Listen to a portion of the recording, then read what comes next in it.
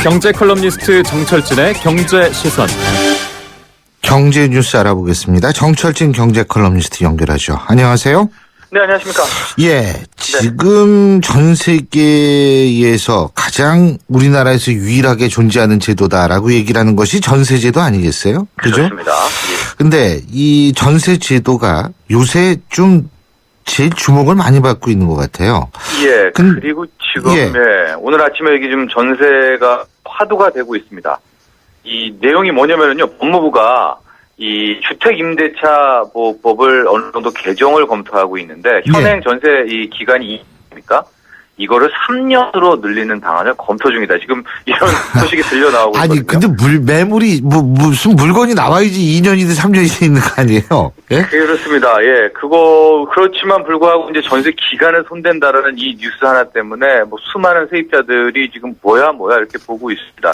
우리가 최근 상가 권리금 얘기하면서 상가 임대차 보호법 얘기하지 않았습니까? 예. 그런데 이제 정부에서는 법무부에서는 상가 임대차도 손을 댔고 이제는 또 하나 주택 임대차 보호법 손을 대겠다. 그러면서 현행 2년인 전세 기간을 3년으로 늘리겠다. 그다음에 요즘에 반전세 월세 많지 않습니까? 예. 그러니까 이 전세를 월세로 바꿀 때 적용하는 이율, 그러니까 월세 전환율이라고 하는데 예. 이 월세 전환율에 대해서도 뭐 상한을 둔다든가 상한을 더 낮춘다든가 하면서 어느 정도 이 세입자들에 대한 보호를 강화하겠다는 이제 얘기를 발표하고 있거든요. 예. 그러니까 지금 이게 뭐 발표가 나고부터 갑자기 이제 여론이 뜨거워지니까 이제 법무부에서는 뭐 용역을 준 거다 뭐 이런 입장이다 하는 건데 한켠에서는 이게 더 빠르게 추진될 수도 있다. 그러니까 11월에 윤곽이 나오는데 뭐 국회에서도 이게 지금 여당 야당 할 것 없이 호응이 좀 있는 것 같아요. 예. 그래서 이게 뭐 잘만 되면 실제로 통과만 되면은 내년 상반기 혹은 하반기에도 이게 적용될 수 있어가지고 이게 지금 굉장한 화두가 되고 있는 것 같습니다. 근데 이제 앞서 말씀드린 것처럼 지금 전세 물량이 없는 상태에서 이제 2년을 3년으로 늘린다라고 하면 집주인들이 더 걷어갈 거란 말이죠. 그렇죠?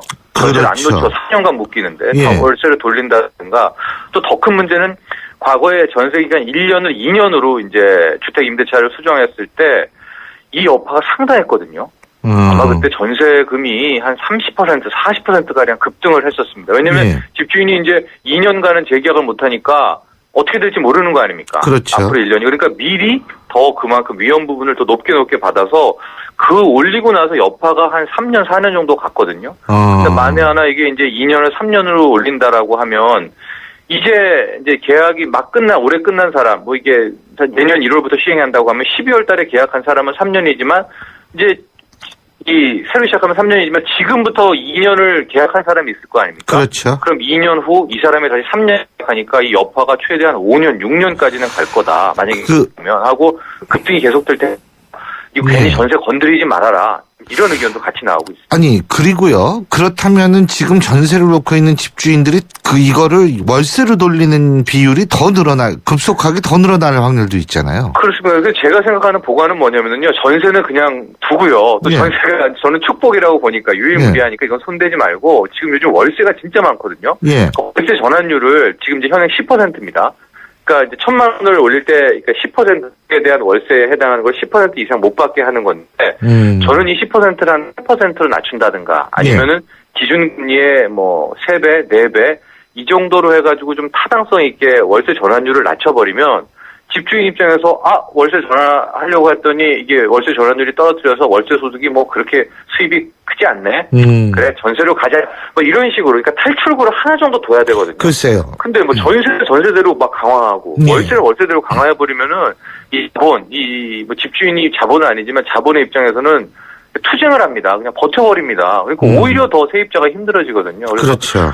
저는 오히려 이 둘 중에 하나라면은 전세는 두고 월세 쪽을 좀 강화하는 게 낫지 않을까를 생각을 하는데 뭐 법무부가 이제 앞으로 더 논의하고 용역도 많이 줬다고 하니까 결과 발표가 이제 속속 나올 것 같아요. 예. 그리고 어젯밤 검색어에 디딤돌 대출이라는 단어가 있던데. 예. 이건 뭐예요? 지금도 한 포털에서 1위가 이 디딤돌 대출입니다. 이 디딤돌 대출이라는 게 올 1월 달에 출시됐던 대출 상품인데요. 예. 국민주택기금 이용해가지고 이제 낮은 이율 지금 보니까 한 2%에서 3% 초반입니다. 굉장히 낮죠. 예. 이걸 통해 가지고 대출해준다. 그래서 무주택자가 집 살 때 대출해주고 또 기존 주택 소유자 같은 경우에 자기 집을 팔고 이제 새 집을 살 때 이거 주택 교체라고 하는데 예. 이랬을 때 이 디딤돌 대출을 해주겠다.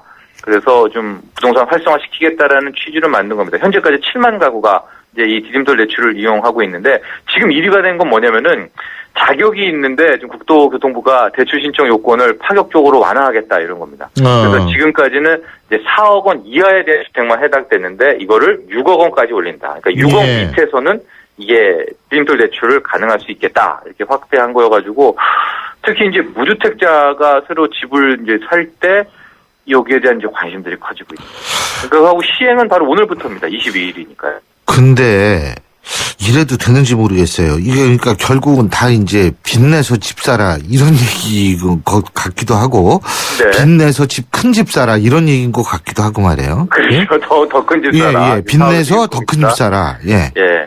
그래서 이제 결국 뭐 빚내고 집 사라 정부가 이런다 이런 비난도 있고요. 제가 또 회의적으로 보는 게 이게 작용 요건은 아까 말하는 이제 주택에 대한 작용 요건은 완화를 했는데 예. 이 살 사람들에 대한 작용 요건은 안 풀어줬거든요. 그러니까 보면 부부 합산 연봉이 6천만 원이 넘으면은 못 받습니다. 근데 합산 연봉이 6천만 원이 안 되는 사람이 과연 뭐 집을 막 살까 4억, 5억, 6억짜리 집을 살까 실효성이 제기되는 부분 아닙니까? 그렇죠. 예, 그럴 수도 있고 또 지금 보면은 이제 시가는 6억 원으로 했지만은 전용 면적에서는 이제 85제곱미터 이하 뭐 이 조건도 그대로 유지되어 있거든요.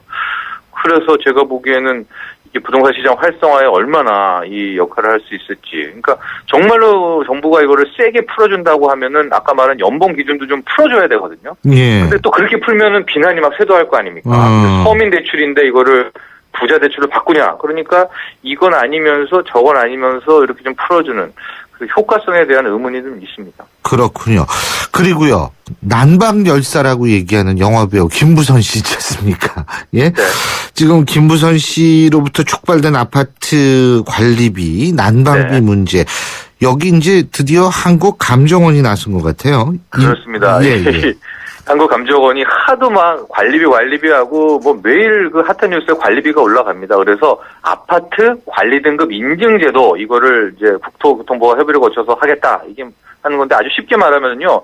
한국감정원이 이제 직접 나서가지고 이 아파트 관리비 현황, 시설 관리, 뭐 에너지 효율 등급 이런 것들을 다 현지 조사를 하는 겁니다. 예. 그리고서 이 아파트의 관리비 현황, 관리비 수준 A 좋음이야, B 보통이야, C 미흡이야, D 심각이야 이렇게 4개 등급으로 관리 등급을 이렇게 매겨준다는 겁니다. 그러면 이제 주민들 입장에서는 공공기관 감정원이 나섰는데 우리 아파트 관리비 수준은 A 등급이래. 그러면은 좋겠구나. 뭐 이렇게 알 수 있지 않습니까?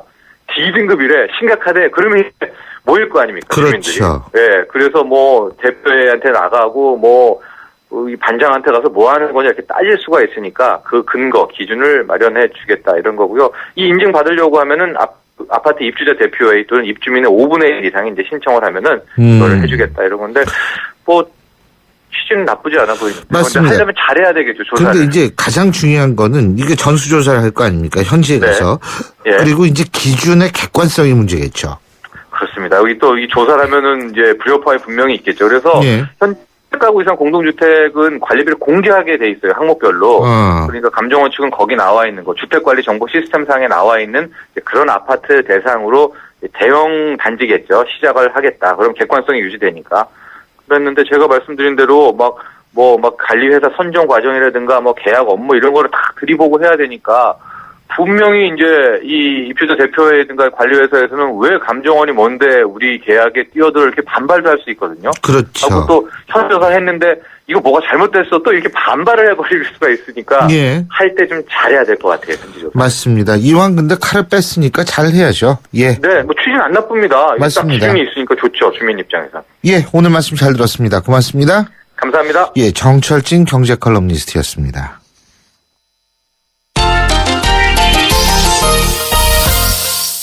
스포츠 소식 알아보겠습니다. 경향신문 김세훈 기자 연결하죠. 김세훈 기자. 네, 안녕하세요. 예, 프로야구 준 플레이오프 2차전 또 연기됐죠. 그죠? 네. 제가 어제 연기될 것 같다고 말씀드리지 않았습니까? 그렇습니다. 네, NC와 LG 간의 준 플레이오프 2차전 어제 마산에서 열릴 예정이었는데요. 예. 그저께도 비로 연기가 되고 어제도 역시 연기가 됐습니다. 그래서 2차전이 2번 연기된 끝에 오늘 오후 6시 반에 다시 마산에서 시작할 것 같고요. 오늘은 마산에 비가 내리지 않는다고 합니다. 예. 오늘은 경기가 진행될 가능성이 높은데요. 비가 올 때마다 도대체 이 비가 어느 팀한테 유리하냐 이런 얘기들이 나왔는데 첫 번째 비가 왔을 때는 그래도 완패를 당한 NC 쪽이 좀 유리할 것 같다는 분석이 상대적으로 많았는데요. 예. 오늘 어제도 비가 오고 나서니 오히려 이거는 어느 팀 유리한지 모르겠다 이런 쪽으로 좀 흘러가고 있어요. 예. 일단 양 팀이 선발 투수를 모두 다 바꿨고요. 그러니까 2차전 투수가 어제 뛰려고 했는데 어제 또 못 뛰니까 컨디션 조절 문제로 투수를 NC는 에릭, LG는 우규민으로 바꿨고요. 상대적으로 제가 보기에는 NC가 조금 더 편안하지 않을까 싶습니다. LG가 물론 1차전에서 비겼지만 지금 계속 경기가 연기가 되고 있어도 NC는 홈이고요.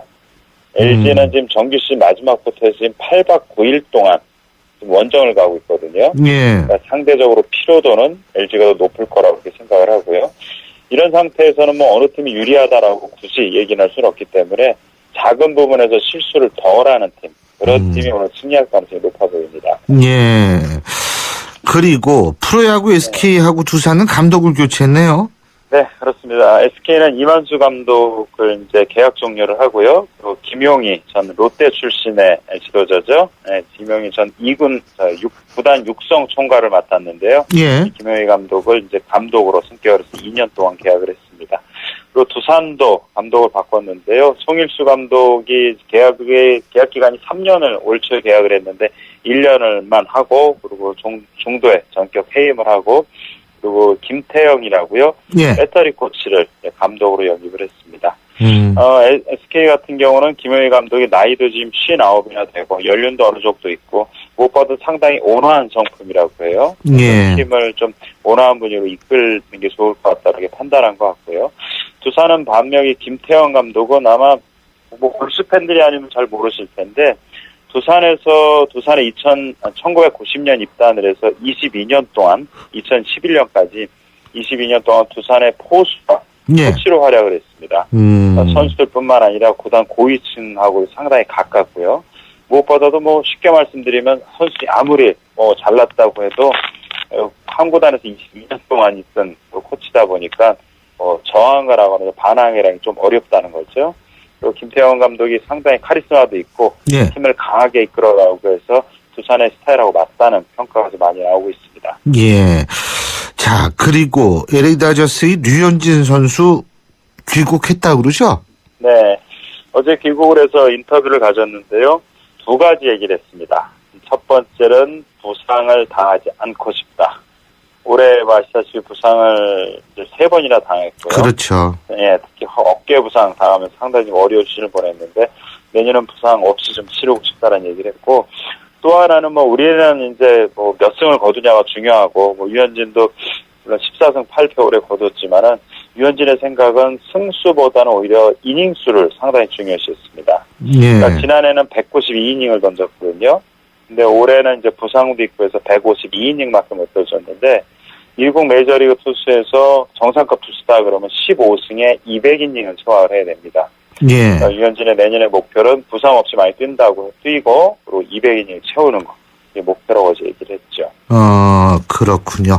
잘 알겠습니다. 오늘 소식 여기까지 듣죠. 고맙습니다. 네, 고맙습니다. 예. 지금까지 경향신문 김세훈 기자였습니다. 출발 새 아침은 청취자들의 참여를 기다립니다. 짧은 문자 50원, 긴 문자 100원의 문자 서비스 혹은 트위터 YTN 알스타트로 함께해 주세요. 참여하신 분들 중 몇 분을 선정해 준비한 선물을 보내드립니다.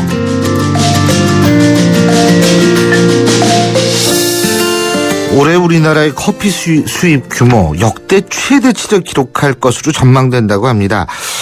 사실 그것도 그럴 것이 최근 수년 사이에 밥 먹는 것처럼 커피 먹는 문화가 일상화됐고요. 밥값보다 커피값을 더 많이 지출하는 경우도 심심치가 않죠. 저도 커피 사실 많이 먹습니다. 근데 전 이 몸에 안 좋은 걸 너무 많이 해가지고 커피도 많이 마시고 담배도 많이 피고 말이에요. 그런데 사실 이 커피 전문점이 또 많이 늘은 것도 이런 추세를 반영하는 것 아닌가 이런 생각이 드는데요. 자, 우리나라 대한민국 명실상부한 커피 공화국이 됐다. 이런 얘기도 나오고 있습니다. 그래서 국내 최초의 커피 바리스타죠. 드라마 커피 프린스 배우 공유 씨의 커피 선생님으로 이름을 알렸던 이동진 바리스타와 커피에 관한 얘기 좀 나눠보죠. 안녕하세요. 네, 안녕하세요. 예. 반갑습니다. 지금 그 커피 전문점 고종뜰 대표라고 하시던데 맞습니까? 고종의뜰. 고종의뜰. 네네. 고종 황제가 커피를 좋아해서 그런가요? 일단은 뭐 고종 황제와 명성황 후의 능이 남양주에 있기도 하고요. 예. 제가 남양주 천마산 근처에 이렇게 우리 문화로서의 커피를 좀 소개하고 싶어서 예. 규모가 크지는 않지만 이렇게 커피 테마파크처럼 만들어 놓은 게 고종의 뜰이라는 곳입니다. 테마파크면은 커피만 마시는 데가 아니고 뭐 거기서 커피랑 놀 수가 있나요? 그렇죠. 예, 커피를 놓을 수 있는 예. 거라고 하면 뭐 커피를 내려 마시고 직접 볶아보고 또 커피를 배울 수 있고 이런 예. 어떤 일들을 그렇군요. 하고 있어요. 그 국내 1호 바리스타죠, 그죠?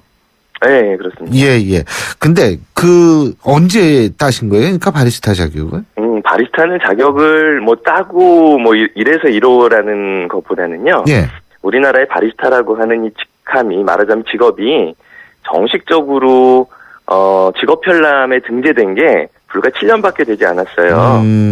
2008년도 봄으로 기억하고 있는데 예. 그 당시는 노동부였습니다. 고용노동부로 지금 네. 이름이 바뀌었지만 그 노동부 산하의 한국고용정보원이라고 해서 예. 우리나라의 모든 직업들을 이렇게 계속해서 업데이트하고 이제 편람으로 이제 등재시키고 책으로 발간하는 그런 어떤 부서가 있었는데요. 예. 거기서 이제 커피 프린스 1호점이라고 하는 드라마가 굉장히 이제 공전의 히트를 치면서 도대체 저 직업이 뭐냐 예. 이런 어떤 궁금증들이 생겼죠.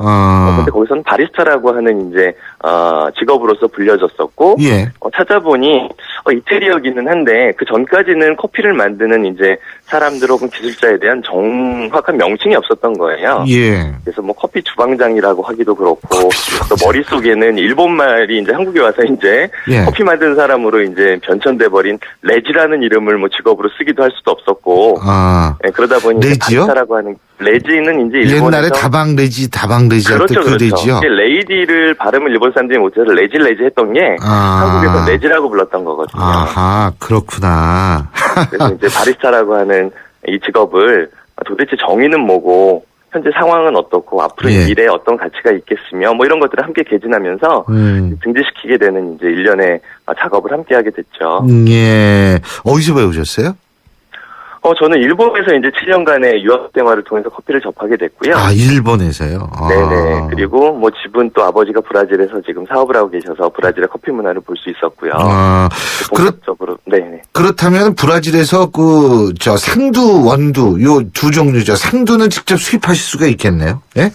가능하죠. 예, 네네. 예. 볶기 전의 상태가 이제. 볶기 전의 상태가 상두고, 볶은 상태가 원두가 되는 거죠. 근데 쌀이 밥이 되는 과정인 거죠. 예. 근데 우리나라 이 상두는 대부분 다 수입하는 거죠, 그죠?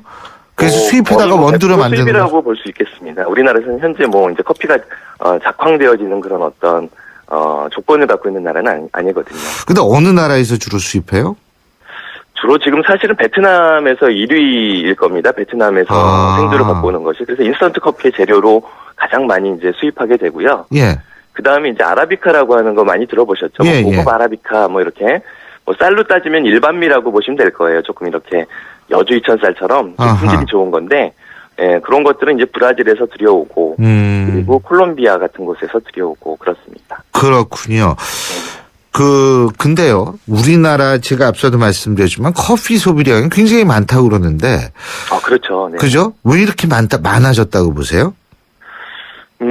글쎄요. 일단은 뭐 그냥 먹고 사는 문제부터 이제는 진짜 즐기고 찾아서 이제 좋은 것들을 찾아보고 맛있는 것들 찾는 소득 수준과 문화 수준이 그만큼 높아지면서 이제 나타나는 현상 중에 하나일까 이렇게 또 생각하게 되고요. 그다음에 또 약간 커피 쪽에서는 상당히 기형적으로 지금 이제 원두커피 시장이 커졌어요. 예. 예, 그 부분은 이미 이제 기존에 인스턴트 커피를 많이 마셨던 그런 습관에서 이것들이 이제 좋은 것을 좀 찾아서 라이프 스타일도 업그레이드 해보자, 좋은 걸 마셔보자 하는 그런 분위기 속에서 원두커피로도 상당히 많이 이제 전향이 되어지고 있어서. 그렇죠. 뭐 지금 뭐 생두로서는 우리나라가 벌써 7위 생산국, 7위 수입국이 된 거죠. 어, 네. 이 상태라면 4, 5년 정도 지나면 뭐 한 4, 5위쯤 되지 않을까 조심스럽게 예측도 하게 됩니다. 근데 커피값은 왜 이렇게 비싸요? 커피값이 비싼 것도 있고 뭐 저렴한 것도 있겠지만. 아니, 근데 기본적으로, 예. 저 브랜드 있는 좀 커피 체인점 같은 데 가면 굉장히 비싸잖아요. 굉장히 비싸죠. 예. 전 세계에서 뭐 가장 비싼 나라 중에 하나가 아니에요. 왜 그래요, 그게? 뭐 단적으로 이렇게 꼭 집어 설명하기는 어려운 부분들이 있는데요. 예. 일단 우리나라는 이제, 부동산 쪽에서 이 점포를 이제 오픈하는데 상당히 많은 변수들이 있더라고요. 그래서, 비싼 이제 권리금, 하면 그리고 또 임대료도 굉장히 이제 높은 편입니다. 그래서 예. 이런 것들을 감안할 때, 커피를 그냥, 원재료가 싸기 때문에 저렴하게 예. 팔았다 했을 때는 상당히 이제 리스크가, 배가 되고, 아하. 그런 부분들이 이제 보이지 않는 부분이 있는 것 같아요. 그리고 일반, 우리 소비자들이 궁금한 게 지금 우리나라에 외국 브랜드도 많이 나와요. 많이 외국 브랜드 이 체인점이 많잖아요. 그렇죠. 근데 그 토종 브랜드 커피랑 외국 브랜드 커피랑 이 우리나라에서 상도 들여다가 볶아가지고 커피 파는 거는 마찬가지인가요? 뭐가 달라요? 일단은 토종 브랜드라고 하면은 1998년도에 이제 한국에 들어와서 1999년도에 이제 개점을 했던 별다방. 별다방이라면 다 이제 청취자분들이 아실래나요? 네. 잘 모르는데. 스타벅스라고 하는 브랜드의 영향으로 예. 상당히 많이 이제 아류처럼 우리 이제 토종 브랜드가 이제 예. 탄생하게 됐죠. 예. 그래서 뭔가 계속 벤치마킹하면서 이제 외국의 브랜드가 우리화되어지는 그런 현상들인 거죠. 예. 네. 그렇군요. 근데 커피 가격 면에서는 예. 전 세계에서 정말 뭐 거의 1, 2위를 다툴 정도로 비싸게 판매가 되고 있는 형편입니다. 그거 좀 싸줬으면 좋겠는데 말이에요. 그죠? 네. 근데 네. 제가 개인적으로 여쭤보는 게 라오스 같은 데 가보면요. 이 다람쥐 커피라는 게 있더라고요. 예? 베트남에도 있고 그렇죠. 베트남. 그거 진짜 다람쥐가 커피 열매 먹고서 나온 배설물 가지고 커피 만드는 거 맞습니까? 맞습니다. 네. 실제로 잘 익은 열매들을 이 동물들이 먹어요. 그래서 뭐 인도네시아 같은 곳에서는 사양고양이라고 하는 동물이 먹고요. 예. 뭐 예멘 같은 데서 원숭이가 먹고 배설물을 가지고 또 커피를 만들기도 하고 그렇죠. 네. 그렇군요. 좀 그래가지고 그게 뭔가 궁금했는데 우리 청취자 여러분 질문 하나만 드릴게요. 6012님이 이런 질문 하셨네요. 우리가 자주 마시는 인스턴트 믹스 커피는 커피가 아니라 커피만 나는 음료라고 하는데 맞나요? 맞습니까? 일단 커피의 범주에는 넣을 수 있고요. 예. 이제 커피 그러면은 외국에서는 물에 녹는 솔루블 커피, 즉 말하자면 인스턴트 커피와 예. 우리가 알고 있는 원두 커피, 레귤러 커피를 명확하게 구분을 짓는데요. 우리나라 사람들의 이제 머릿속에 뇌구조 속에는 커피 그러면 이게 인스턴트인지 원두인지, 원두는 인스턴트 커피랑 뭐가 다른지. 그래서 많은 분들은 원두 커피를 갈아 놓은 게 인스턴트라고 생각하시는 분들도 계시고요. 예. 요새는 더 이제 헷갈릴 아니구나. 수 있도록 예. 인스턴트 커피에다가 원두 커피를 한 5% 정도 살짝 집어넣은 다음에 이게 마치 원두 커피인 양 인스턴트란 말 쓰지 않고 이제 페이크 커피를 많이 이제 또 생산해서 팔고 있죠, 대기업들이. 네, 그렇군요. 잘 알겠습니다. 어쨌든 커피, 좀 이따 커피 한 잔 마셔야겠네요, 진짜. 오늘 말씀 여기까지 듣죠. 고맙습니다. 네, 감사합니다. 예, 지금까지 국내 1호 바리스타시죠. 이동진 바리스타였습니다. 안녕하세요. 금난세입니다. 자녀 성장에 있어 환경보다 중요한 게 있을까요? 서울대를 품은 신도시에서 아이들의 꿈을 키워주세요. 유학가자 10월 시흥대곳 한라비발디 캠퍼스 서울대 시흥캠퍼스 조성예정 문의 1688-2600 한라. 기대해도 좋아요. 더 멋있고 더 부드럽고 더 완벽해질 나를. 풀스테인리스 커브드 내석과 처음 만나는 초고압 밥맛. 오늘을 더 맛있게 쿠쿠 풀스테인리스 고압력 커브드 쿠쿠. 얇아지고 빠지고 가르마가 넓어지는 여성 탈모. 여성 전용 탈모 치료제 엘크라넬로 해결하세요. 엘크라넬의 알파트라디올 성분이 여성 탈모의 주 원인의 생성을 억제해 풍성하고 건강하게 끈적임 없이 하루 한 번. 여성 탈모 치료엔 엘크라넬. 약국에 있습니다. 신율의 출발새 아침 3부 순서 여기까지고요. 잠시 뒤 4부에서 뵙겠습니다. 인천 지역 맞춤형 일자리 창출 지원 사업. 인천 지역에 맞는 맞춤형 교육을 통해 준비된 인재가 지역의 관련 기업으로 취업하는 사업입니다. 취업 희망자는 채용 희망 기업이 원하는 기술이나 지식을 배울 수 있어서 좋고, 채용 희망 기업은 기업이 원하는 능력을 갖춘 취업 희망자를 뽑을 수 있어서 좋은 인천 지역 맞춤 일자리 창출 지원 사업. 자세한 사항은 인터넷 홈페이지 injob.or.kr에서 확인하실 수 있습니다. 이 캠페인은 고용노동부, 인천광역시, 사단법인 인천벤처기업협회와 함께합니다. 대한민국 사장님들, 이보영이에요. 사업하면서 힘든 일 참 많으시죠? 이젠 노란우산 공제 꼭 챙기세요. 갑작스레 소나기가 와도 우산 하나 챙겨놓으면 걱정 없잖아요. 소득 공제는 물론 복리이자에 목돈 마련 저축도 되고 법으로도 보호되니까 노란우산 공제 하나면 마음이 든든. 50인 미만 소기업, 10인 미만 소상공인 사장님이라면 누구나 가입하실 수 있대요. 창업할 때 가장 먼저, 사업할 때 가장 가까이. 참 든든한 동행, 노란우산 공제. 이 캠페인은 중소기업 중앙회와 함께합니다.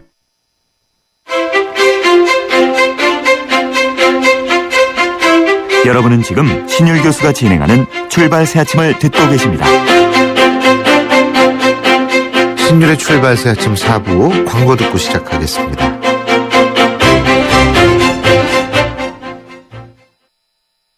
양치를 할 때 문지 반짝반짝 톡톡톡 마사지해요. 이 치는 아픈 잇몸에 직접 작용합니다.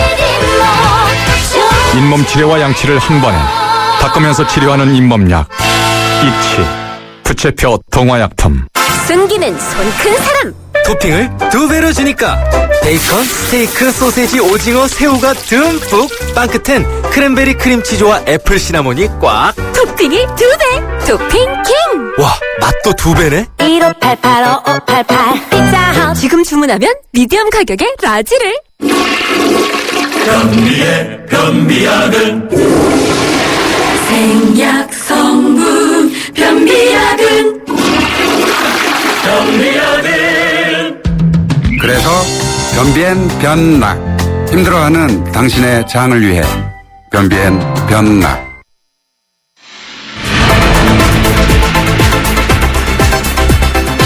빅데이터로 뉴스를 읽는다.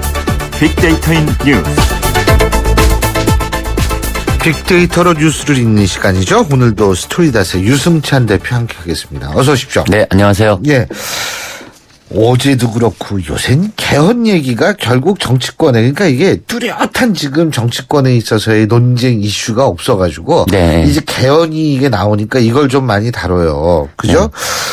그런데 이게 솔직한 얘기로 개헌 얘기가 시청률에는 그다지 도움이 되진 않습니다. 그 신기한 게 국민들이, 그래서 저는 얼만큼 이 개헌에 대해서 국민들이 관심이 있을까 그게 궁금해지는데 네. SNS 반응은 어떻습니까? 뭐 말씀하셨던 것처럼 이 정치권과 언론의 이 소란에 비하면 네. 매우 조용했다고 볼 수 있습니다. 그러니까 많이 언급되지 않았는데요. 그거 보세요. 아무래도 뭐 언론도 정치 이슈가 없으니까 예. 개헌을 굉장히 이제 큰 비중으로 다뤘잖아요. 예. 근데 주간 개헌 언급량은 2만 건 정도에 그쳤습니다. 이게 뭐 이렇게 이슈치고는 하루에 2만 건 정도 올라야 되는데 지금 언론 보도에 비하면 예. 뭐 좀 작았다 이렇게 볼 수 있고요. 일주일에 그러니까 2만 건이다. 예. 아하. 그러니까 청와대와 여당의 어떤 힘겨루기 양상에 이제 야당이 합세한 그런 그 분위기였는데요. 예. 그래서 인물 연관으로 보면 김무성, 박근혜, 문재인, 박지원, 홍준표 예. 뭐 이런 순으로 나타났고요. 뭐 뭔지 대충 다 아실 텐데요. 예. 그 개헌 논의에 대해서 청와대가 되게 이 경제 블랙홀 뭐 이런 말을 쓰면서 그 개헌 논의가 부적절하다는 반응을 보였고 아하. 청와대가 부적절하다고 부정적인 반응을 보이니까 야당이 예. 일제히 또 개헌 논의를 들고 나왔어요.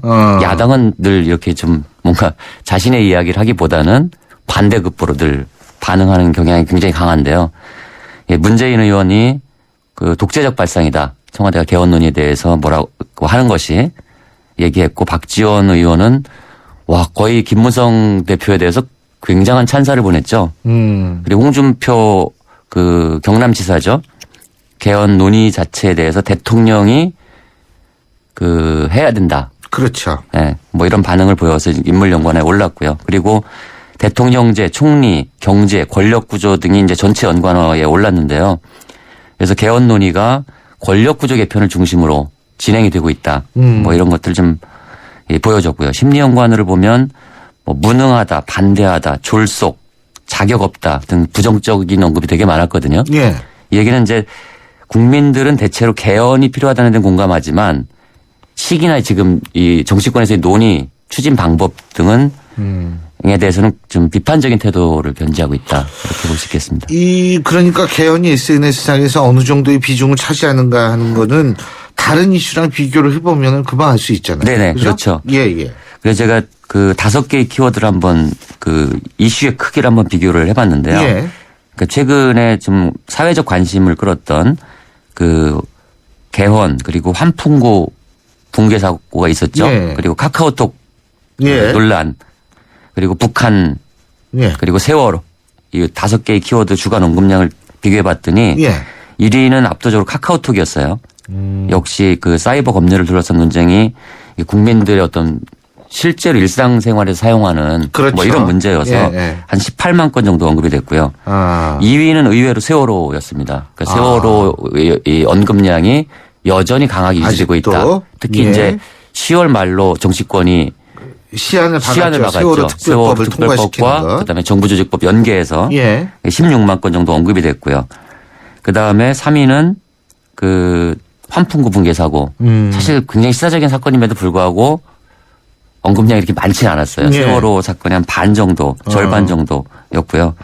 그다음에 그 4위는 북한 5만 4천 건. 개헌은 앞서 말씀드린 대로 2만여 건에 그쳐서 이 여론 제일 좀 떨어지네요. 예, 여론에 예. 비해서 굉장히 적었다. 이렇게 볼 수 있겠습니다. 그렇죠. 근데 지금 환풍구라는 단어 네. 이게 이제 꽤 높은 순위에 올랐는데 이게 이제 결국은 우리가 그 위를 걸어 다닌 적도 있고 뭐 우리 유 대표님도 환풍기 걸은 적 있으시잖아요. 많이 걸었습니다. 예, 그죠? 바로 그런 시설이 무너졌다는 점에서 이제 충격인데 근데 생각만큼은 또 언급량이 많지가 않네요. 네. 이게 참 신기한 일인데요.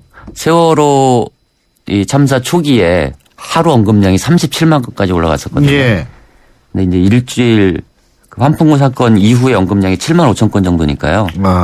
뭐 많다고 볼 수 없는데 이게 너무 큰 사고들이 일어나다 보니까 이제 대형 인명사고에도 좀 무감해지는 게 아닌가. 예. 뭐 이런 좀 안타까운 마음이 들기도 하는데요. 예. 전형적인 안전사고잖아요. 그렇죠. 안전요원이 제대로 이 안내만 했어도 이런 참사가 일어나지 않았을 텐데요. 그 SNS에서는 역시 아까 말씀하셨던 대로 자신이 사는 동네에 환풍구 사진을 올리면서 예. 안전한가 뭐 이런 얘기를 하는 사람들이 많이 눈에 띄었어요. 그러니까 환풍구 위로 지나다닐 수밖에 없는 구조를 갖고 있잖아요. 예. 지금 그 도로 인도 몇 센치 차이 안 나는 환풍구가 네, 그러니까 많아요. 거기를 걸어가게 되는 경우가 굉장히 많은데요. 인물연관어로는 역시 이제 포미닛 이번에 공연 때문에 공연 과정에서 일어나는 거라서 1위에 올랐고요. 그다음에 이재명 성남시장, 남경필 경기도지사, 그다음에 손석희 아나운서 그리고 마릴린 먼로가 올랐어요. 예. 마릴린 먼로는 지하철 환풍구 위에 있는 그 사진 때문에 그런 네, 건가요? 그렇죠. 그 유명한 사진, 전설적인 사진이죠. 예. 모두 모르는 사람이 거의 없을 텐데요. 그 사진은 이 얘기가 이제 어떻게 얘기되냐면 그 사진으로 기억하던 그 환풍구, 예. 마릴린 먼로의 사진으로 기억하던 그 환풍구가 이런 대형 참사를 부를 줄 상상조차 하지 못했다. 뭐 이런 얘기들, 그러니까 뭐 일상적으로 그렇군요. 예. 그래서 안전 불감증에 예. 대한 우려, 뭐 이런 것들이 좀 많이 퍼졌습니다. 예. 자, 그러면 이번 주 주간 SNS 인물 언급량 순위 알아보죠. 먼저 6위부터 10위까지 알아보겠습니다. 이윤지 아나운서. 비 내린 뒤 한층 더 쌀쌀해진 아침, 감기 조심하고 계시죠? 10월 넷째 주 빅데이터인 뉴스 인물 순위 살펴보겠습니다. 먼저 10위입니다. 언제쯤 안전사고 소식에 잠잠해질까요? 판교 환풍구 붕괴 사고 당시 공연 중이었던 걸그룹 포미닛이 10위에 올랐습니다. 9위는 역대 대통령 리더십에 대한 설문조사에서 박근혜 대통령과 함께 높은 순위를 보인 고 박정희 전 대통령이 올랐고요. 요즘 남북관계가 긴장과 대화 국면으로 찬물과 더물을 오가고 있죠. 이와 관련해 북한 김정은 국방위원회 제1위원장이 8위에 올랐습니다. 7위는 역시 전직 대통령인데요. 고 노무현 전 대통령입니다. 박근혜 정부와 비교 분석하는 글들이 유난히 많았습니다. 6위는 요즘 개헌과 관련해 말도 많고 탈도 많은 분이죠. 새누리당 김무성 대표입니다. 예, 김무성 대표 6위에 올랐는데 이게 기분 좋은 일입니까 아닙니까? 근데 사실은 정치는 어떤 식으로든 주목받으면 손해나는 일은 아니에요. 그러니까요. 예. 예. 어쨌든 뭐 히텐드런이죠. 치고 빠지기. 개헌 논의에 대해서 뭔가 뭐 불을 당기려고 했다가 예. 청와대에 사과하고 대통령한테 사과하고 이러면서 어제 또 청와대에서 또 한마디 하고. 네. 예. 그러면서 이제 이게 굉장히 전략을 갖고 한 일인지 글쎄 뭐 저 우발적인 건지. 청와대는 실언이 아니라고 얘기를 하는데 그건 뭐 본인의 마음속에 들어가서 근데 중국에서 한 말이나 예. 그다음에 이게 이제 박지원 의원과의 교감 속에서 이루어졌다 이런 얘기들도 좀 상당히 얘기가 되고 있는데 저는 이거를 이제 우발적인 묘수다 뭐 이렇게 우발적인 묘수. 아니 근데 네. 확실한 거는 개헌에 대해서 깊이 생각해 본 거는 사실이에요. 특정 오스트리아 아니 오스트리아가 글쎄요. 우리나라 정치에서 예. 이렇게 얘기되는 이렇게 될 경우가 줄은 꿈에도 없잖아요. 몰랐죠. 예. 예. 그리고 특히 이제 오스트리아 개헌이라는 게 대통령 권한을 굉장히 약화시킨 제도잖아요. 그렇죠. 예. 그래서 특별히 오스트리아를 언급한 것 때문에 청와대가 굉장히 불편한 심기를 드러냈다고 볼 수 있는데요. 예. 근데 바로 사과를 했잖아요. 예. 여당 대표가 개헌이라는 국가 의제를 던졌다가 그렇죠. 청와대에 바로 사과한 것에 대한 논란이 많았습니다. 예. 그래서 이 전체 연관을 보면 대통령, 딸, 새누리당, 수원대, 박근혜 뭐 이런 이제 전체 연관을 예. 올랐는데 이 얘기는 김무성 대표의 어떤 개인적인 문제들 때문에 그렇죠. 바로 사과한 거 아니냐 뭐 이런 얘기들이 좀 많이 나왔고요. 예. 그래서 심리연관을 봐도 예. 뭐 의혹, 허위, 뭐 무능, 실적 없다 뭐 이런 얘기들이 올라서 개헌 논의에 불을 지피고 바로 사과한 것에 대한 비판적인 여론이 좀 많았습니다. 그렇군요. 자, 그럼 1위부터 5위까지 알아보죠. 이윤지 아나운서. 빅데이터인 뉴스 이번 주 인물 언급량 순위 1위부터 5위 살펴보겠습니다. 5위는 동성결혼 합법화 발언으로 논란이 된 박원순 서울시장이 올랐고요. 4위는 방부제 미모하면 빠지지 않는 두 분이죠. JTBC 손석희 앵커와 서태지 씨의 인터뷰 영상 관련해서 서태지 씨가 또 한 번 높은 순위에 올랐습니다. 3위는 판교 환풍구 사고와 관련해 이재명 성남시장이 올랐고요. 1위는 지난주에 이어 개헌 이슈 등으로 박근혜 대통령이 올랐습니다. 이번 주 퀴즈는 2위인데요. 역시 역대 대통령입니다. 힌트 하나 드렸고요. 두 번째 힌트는 자원 외교입니다. 이거 어렵네요. 자원 외교. 어려우세요? 예, 이명박 대통령이죠. 네. 전 대통령. 예. 뭐 이명박 정부는 어쨌든 자원 외교 그렇죠. 홍보를 엄청나게 업적으로 얘기를 많이 했었잖아요. 예. 그래서 언급량이 2위까지 이제 올라갔는데요. 예. 그리고 박원순 시장 언급량도 많네요. 이게 뭐 아무튼 차기 대선 후보 관련해서 언급량이 높은 건지 잘 모르겠는데 어쨌든 논란의 중심에 계속 있어요. 근데 이게 사실 좀 뭐 이렇게 긍정적인 측면만 있는 건 아닌 그렇죠. 것 같아요. 예. 지난주에는 서울시립대 초빙교수 논란과 관련해서 언급량이 많이 올랐잖아요. 예. 이번엔 동성결혼 합법화 논란과 관련해 이제 언급량이 올라갔는데요. 예. 지난 10일이죠. 그러니까 미국 샌프란시스코 이그제미너라는 언론에 인터뷰를 했는데요. 그때 이 대만이 동성결혼 합법화하는 첫 아시아 국가가 될 것이라고 생각하는 질문을 했어요. 기자가. 여기에 대해서 박원순 시장이 한국이 첫 번째가 되기를 바란다. 뭐 이런 취지의 발언을 했는데 이것이 이제 동성결혼 합법화에 대해서 박원순 시장이 찬성하는 거다. 뭐 이런 논란이 퍼졌죠. 근데 여기에 대해서 또 서울시가 해명을 했어요. 해명이 근데 좀 애매합니다. 그러니까 해명 자료를 보면 직접적으로 동성결혼 합법화를 추진하겠다는 의견을 피력한 것이 아니고 인터뷰 과정에서 성소수자의 인권 보호, 뭐 종교계의 갈등 문제, 예. 국회에서의 논의 과정 등에 대한 상황을 설명한 것이다. 이런 해명을 했는데 뭔가 입장을 분명히 밝혀야 되지 않겠습니까? 아니 이거는 정말 그렇죠. 이 되게 논쟁적인 사안이고 여기 예. 이거는 소신을 갖고 뭔가 얘기를 하는 게 맞지 이런 애매한 정말 무슨 얘기인지 모르는 해명을 해서 더 논란이 증폭되고 있다. 뭐 이렇게 볼 수 있겠습니다. 알겠습니다. 오늘도 SNS상에 나타난 여론 살펴봤는데요. 지금까지 스토리닷의 유승찬 대표였습니다. 오늘 말씀 잘 들었습니다. 고맙습니다. 네, 고맙습니다. 아침 일찍 기상 불만이에요. 오늘 화장 상태 불만이에요. 차 막히는 것도 불만이에요. 근데 얘는 참 만족스럽단 말이야. 실제 오너들이 뽑은 불만 적은 차 엑센트. 2014 미국 JD 파워 신차 품질 조사 소형차급 1위. 엑센트 2015 출시. 현대자동차. 코웨이에선 정수기 필터 교체하듯이 오염된 매트리스 상단을 새 걸로 교체할 수 있대요. 우와! 게다가 미세먼지부터 진먼지 진드기까지 7단계로 케어해준대요. 우와! 위생까지 책임져야 진짜 침대다. 코웨이 매트리스 케어 렌탈 1588-5200. 한국 타이어가 전하는 겨울 소식. 겨울이 오기 전에 사람은 김장 준비, 동물은 겨울잠 잘 준비하는데 그럼 자동차는? 겨울용 타이어 미리 준비해야죠. 한국 타이어 홈페이지에서 예약하시면 선물을 드립니다. 11월 15일까지 드라이빙 이모션 한국 타이어. 예. 신율의 출발 새 아침 수요일 순서는 여기까지입니다. 전 내일 오전 7시 10분에 여러분 다시 찾아뵙겠습니다. 지금까지 신율이었습니다. 고맙습니다.